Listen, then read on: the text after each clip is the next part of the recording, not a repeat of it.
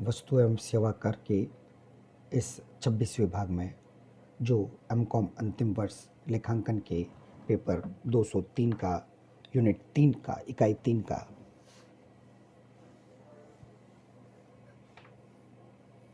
Chapter है, उसे आगे बढ़ाते हैं। प्रत्येक बार पाठ्यक्रम आपके सामने लाया जाता है।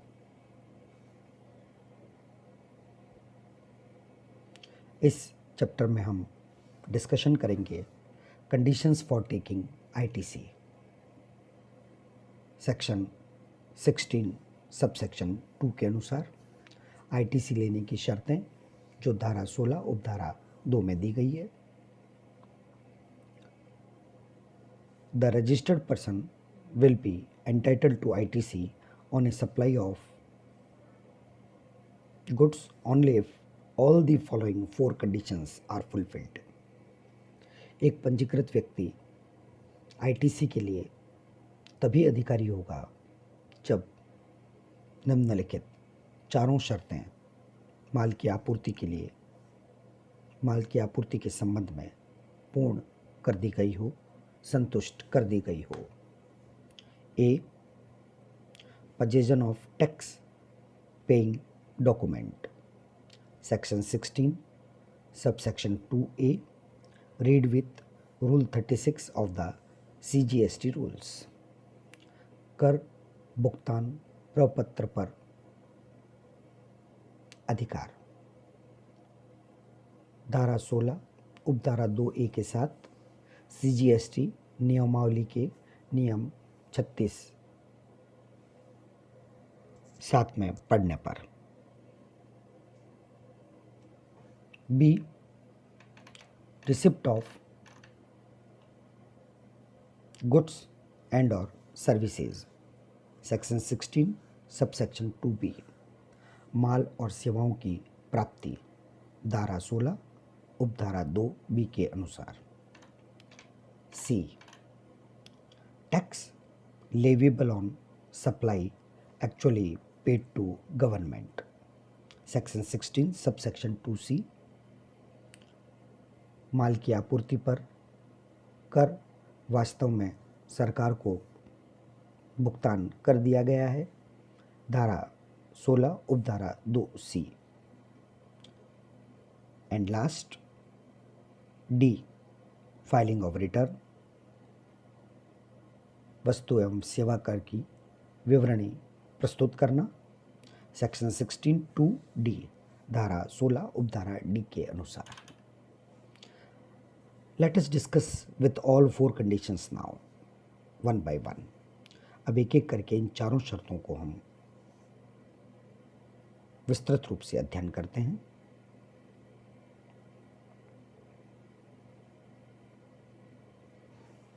ए.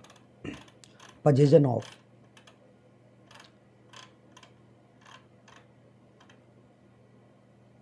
tax paying documents, कर भुगतान प्रपत्र पर अधिकार,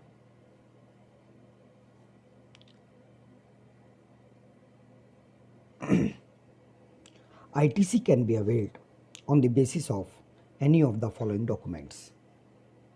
ITC निम्नलिखित में से किसी भी प्रपत्र के उपलब्ध होने के आधार पर प्राप्त हो सकेगी।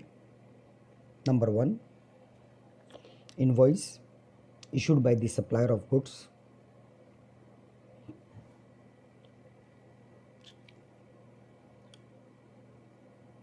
और सर्विसेज माल सेवाओं के पूर्तिकर्ता द्वारा निर्गमित बीजक। Number 2, invoice issued by the recipient receiving goods and or services from unregistered supplier along with proof of payment of tax in case of reverse charge। प्राप्तकर्ता द्वारा निर्गमित बीजक अपंजीकृत पूर्तिकर्ता के माल सेवाओं के आपूर्ति करने पर कर भुगतान के साक्ष्य के साथ प्रतिलोमी प्रभार के मामलों में।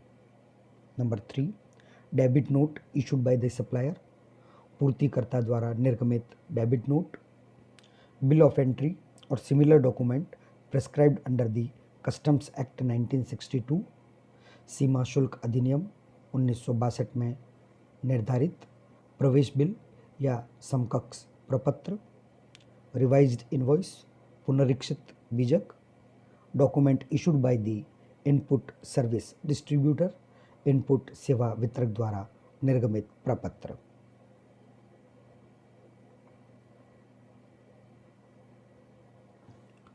The documents on the basis of which ITC is being taken should contain at least the following details. वह प्रपत्र जिस पर ITC की क्रेडिट ली जा रही है, उन प्रपत्रों में न्यूनतम कम से कम निम्नलिखित विवरण होने चाहिए। Amount of tax charged,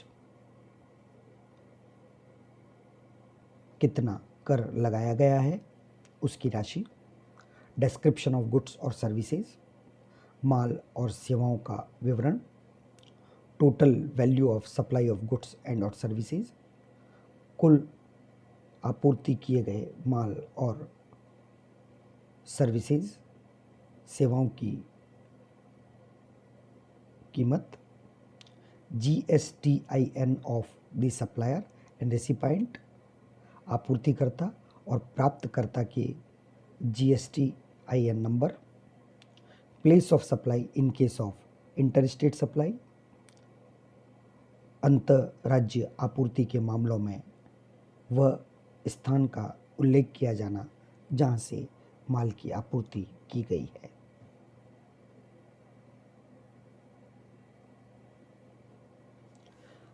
The document basis which ITC is being taken should have all the relevant particulars as prescribed in Rule 46 of the CGST rule. ऐसा प्रपत्र जिसके आधार पर ITC ली जा रही है उसमें CGST नियमावली के नियम 46 में निर्धारित सभी संबंधित विवरण होने चाहिए। No ITC of tax paid towards demands involving fraud.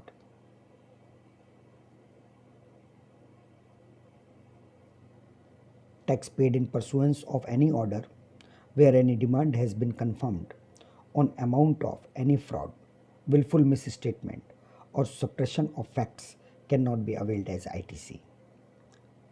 यदि कोई कर का भुगतान ऐसी मांग के आधार पर किया गया है जो किसी गबन, जानबूझकर दिए गए गलत बयान या तथ्यों को छुपाने के आधार पर जारी की गई हो, ऐसी मांग के आधार पर जो कर का भुगतान किया गया है उस पर किसी प्रकार की ITC की क्रेडिट नहीं दी जाएगी।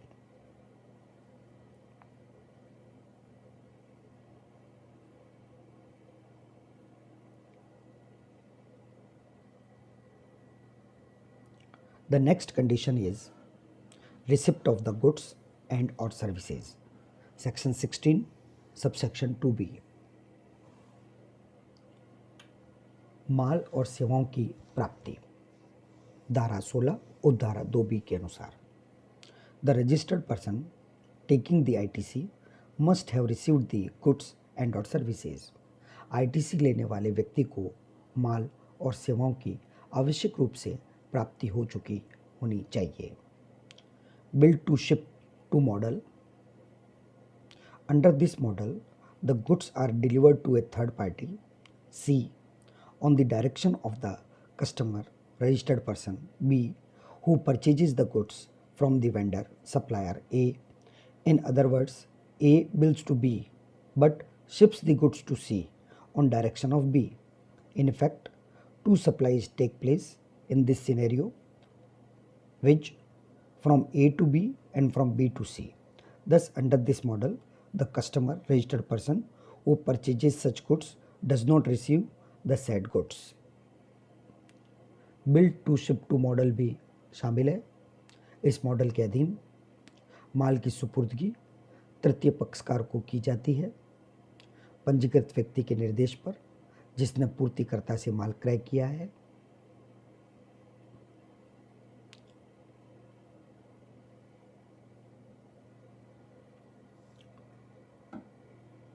उदाहरण के लिए यदि ए जो कि विक्रेता है, माल का आपूर्ति करता है, उसने बिल तो बी को भेजा, परंतु बी के निर्देशानुसार उसने माल की आपूर्ति एक तृतीय पक्षकार सी को की है। यहाँ पर माल की आपूर्ति दो व्यक्तियों को यानी दो आपूर्तियाँ हुई है ऐसा माना जाएगा। हालांकि माल ए द्वारा सीधे सी को भेजा गया, परंतु वस्तु एवं सेवा कर अधिनियम के प्रावधानों के अनुसार ऐसा समझा जाएगा कि पहले माल ए द्वारा बी को दिया गया और फिर बी द्वारा सी को दिया गया है। For such cases bye virtue of explanation to section 16 subsection 2b, it is deemed that the registered person has received the goods। धारा 16 उपधारा 2b में दिए गए स्पष्टीकरण के अनुसार यह मान लिया जाएगा कि पंजीकृत व्यक्ति को यहाँ पर माल की आपूर्ति कर दी गई है और उसने माल प्राप्त कर लिया गया है। जैसा कि उपरोक्त दिए गए उदाहरण में यहाँ बी को वास्तव में माल की प्राप्ति नहीं हुई है, लेकिन ऐसा मान लिया जाएगा कि बी को माल की आपूर्ति हो गई है। In other words, goods delivered to another person on the direction of the registered person by way of transfer of documents of title or otherwise either before or during the movement are deemed to have been received by such registered person. यदि पंजीकृत व्यक्ति के निर्देशानुसार माल की आपूर्ति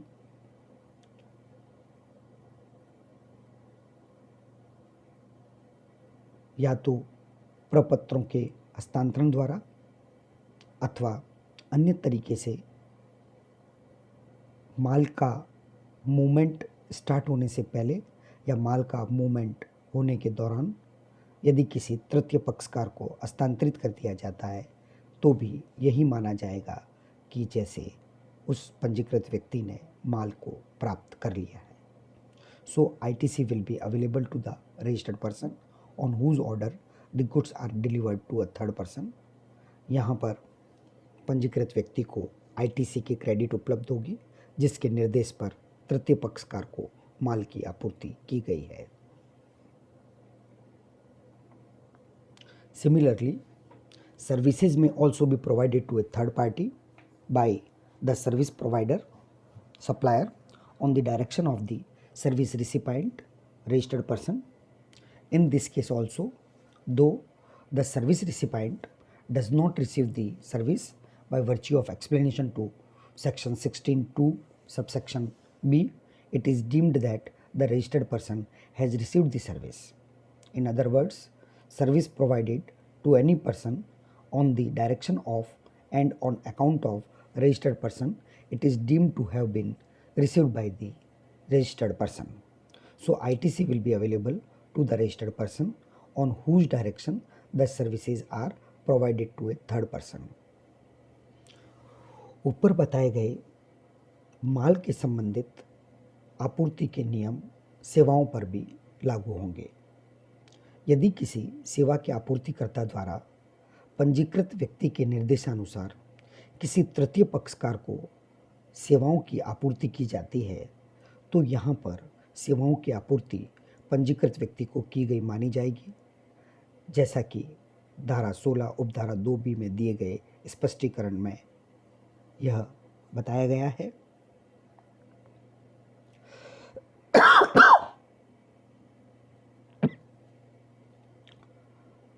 इस प्रकार हम ये कह सकते हैं कि वास्तव में पंजीकृत व्यक्ति द्वारा सेवाओं की आपूर्ति प्राप्त नहीं होने पर भी उसे आपूर्ति प्राप्तकर्ता मान लिया जाएगा और इसी आधार पर उसे आईटीसी की क्रेडिट भी उपलब्ध होगी।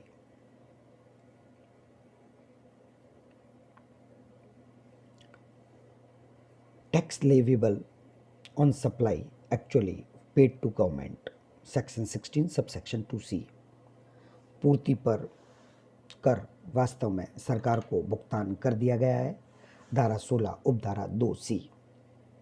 Subject to section 41, tax should actually have been paid by cash or through utilization of ITC on the goods and or services for which ITC is being taken. Section 41 allows taking ITC in electronic credit ledger on self-assessment basis. जिन माल और सेवाओं के लिए ITC ली जा रही है उनसे संबंधित कर का भुगतान वास्तव में सरकार को नगद या आईटीसी के उपयोग के द्वारा कर दिया जाना चाहिए।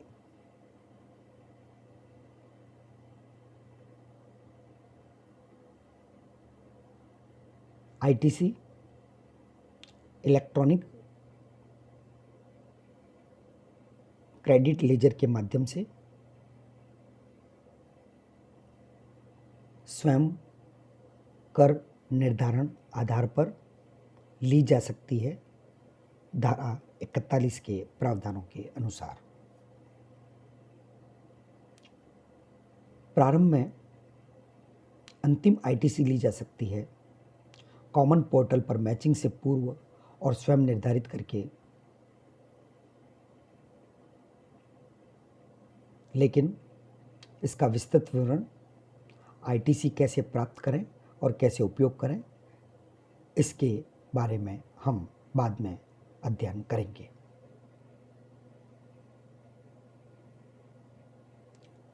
फाइलिंग ऑफ रिटर्न, विवरणी प्रस्तुत करना, सेक्शन 16 सबसेक्शन 2D, धारा 16 उपधारा 2D के प्रावधानों के अनुसार the registered person taking the ITC must have filed his return under section 39। ITC लेने वाले पंजीकृत व्यक्ति को अपनी वस्तु एवं सेवा कर विवरणी धारा 39 के प्रावधानों के अधीन अवश्य दाखिल की जानी चाहिए। यदि पंजीकृत व्यक्ति द्वारा निर्धारित समय में विवरणी प्रस्तुत नहीं की जाती है तो